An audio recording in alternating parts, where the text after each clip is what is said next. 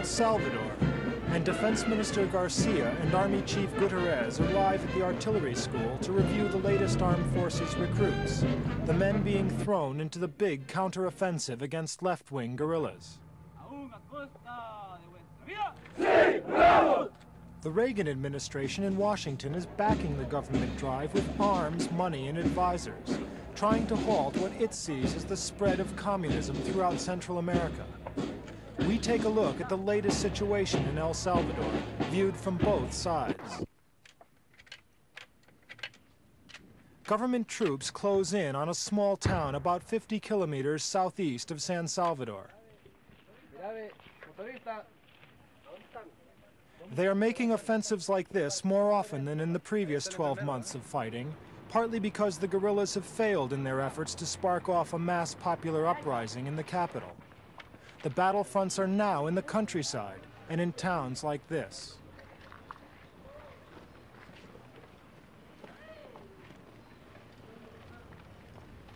A week previously, our camera team had seen armed rebels in this area. Now, the troops encountered hardly any resistance as they advanced, and after initial caution, they took over the whole town as a new marshalling base.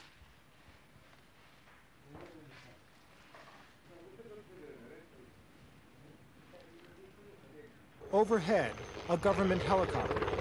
The United States is sending in a further 25 helicopters, which can direct ground mortar fire, as well as attacking their own targets.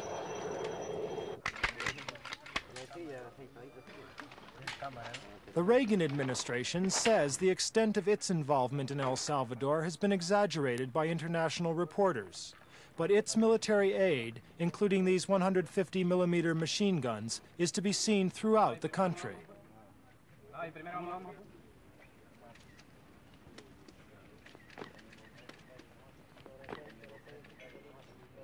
Among the few civilians still here were these shaven-headed men and boys. They were held in detention as suspected rebel sympathizers, but were lucky enough to be released under an amnesty. Less fortunate detainees simply disappear.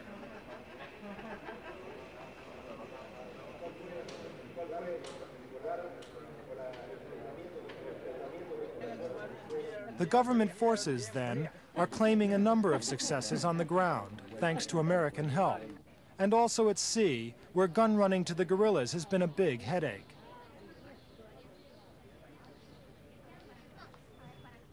The El Salvador Navy has for years been something of a joke, with only 150 men and 3 boats to patrol 240 kilometers of Pacific coastline. There used to be 5 boats, but 2 have been cannibalized to keep the others afloat.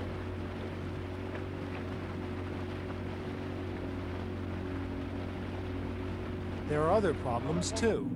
The radar equipment broke down, and even Salvadorian ingenuity has failed to repair it. So suspicious vessels are tracked with old-fashioned binoculars.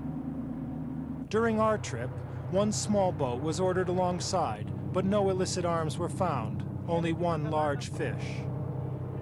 Sea patrols have been stepped up, and the naval officers are sure that there are no big arms shipments being brought in by sea. Certainly not the hundreds of tons alleged by Washington. There's no doubt some guns do come in by sea, but in small quantities and in small boats.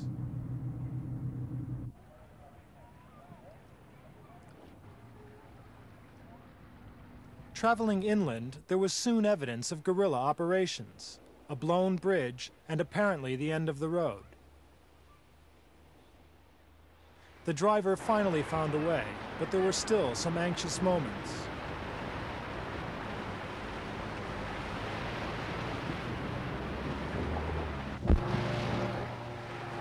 Further into the mountains, our film crew joined government troops making an advance up the side of the Conchagua volcano.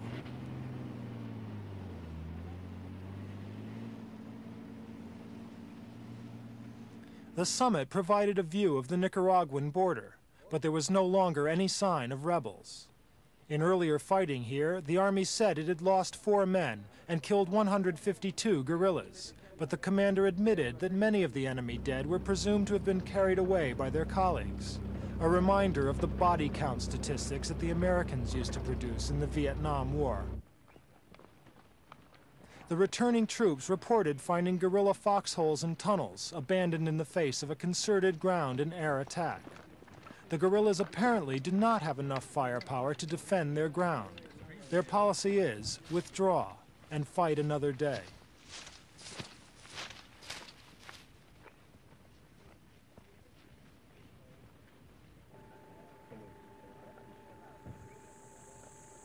It looks like a scene from a Western movie, but this is central El Salvador.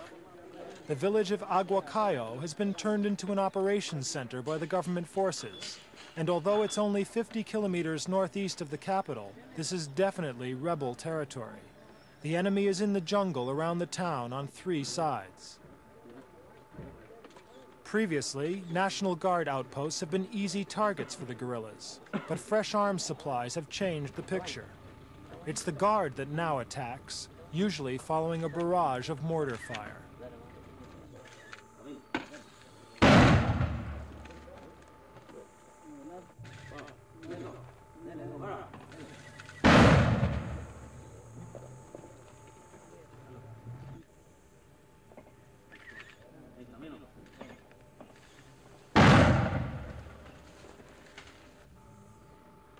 But the heavy fire can also attract attention, and the National Guard patrol, and our cameraman too, were soon to get a terrible surprise.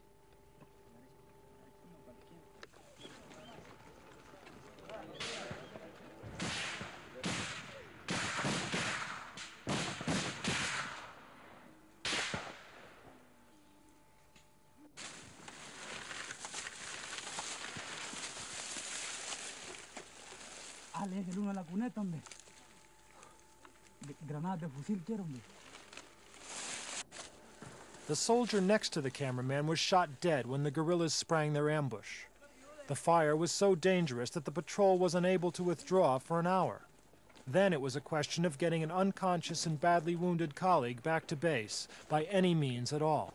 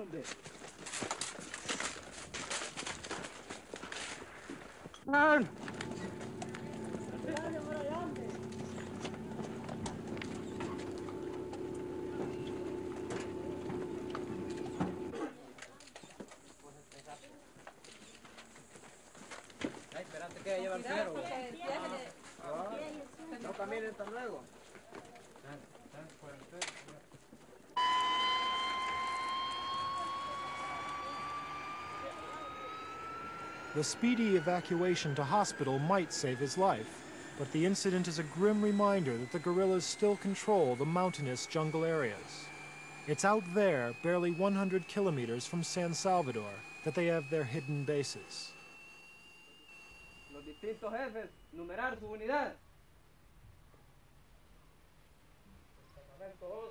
This is one of the rebel camps, and we were allowed a rare sight of the war from the other side after secret negotiations with guerrilla representatives.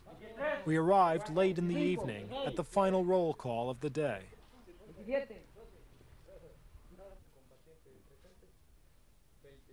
There are about 1,000 guerrillas in this area. The ruling junta claims there are no more than 2,000 in all, but outside observers put the figure between 4,000 and 10,000. They have their own doctors and surgeons, though they often work under the most primitive conditions, late into the night.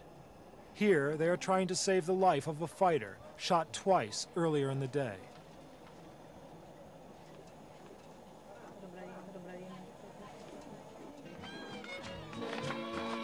The camp has its own rules. While other towns and cities endure a nightly curfew, the people here listen to songs with a revolutionary flavor from a peasant folk group.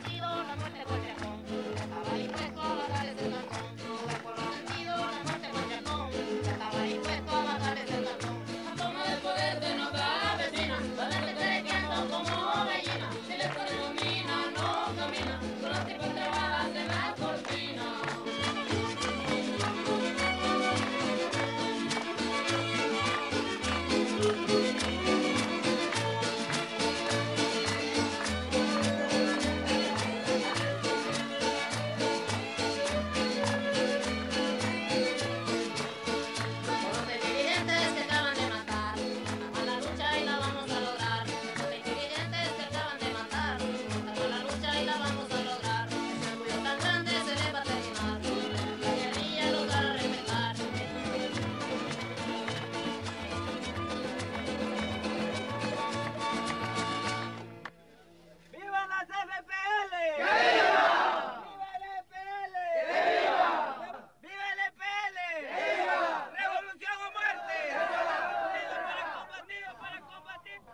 The late-night revelry is followed in the morning by a return to strict discipline and hard training.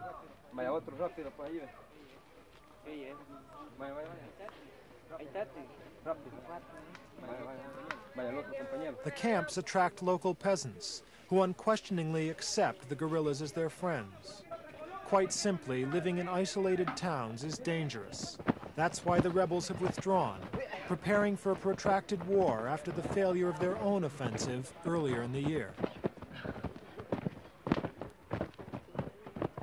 5 kilometers away is a secondary camp and a unit of 150 other guerrillas. A group of them ambushed an army truck on a nearby highway the previous day.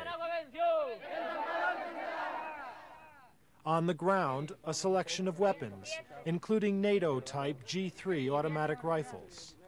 They are Salvadorian Army issue, captured by the guerrillas.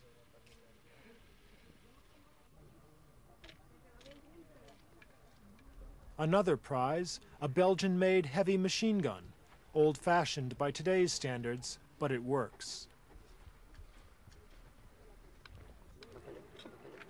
The variety of weapons in the camps indicates that these fighters, at least, have not been receiving large-scale shipments of Cuban and Soviet arms, as alleged by the junta and Washington.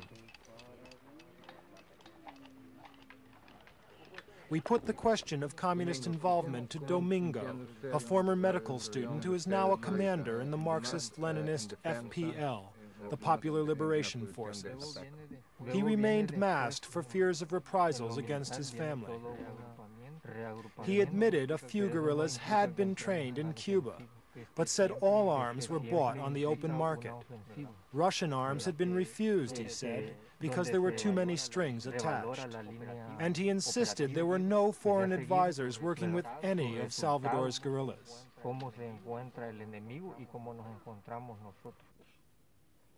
This journey into the guerrilla heartland puts the successes of the recent government counteroffensive in a different light, because the rebels appear impregnable in their jungle camps.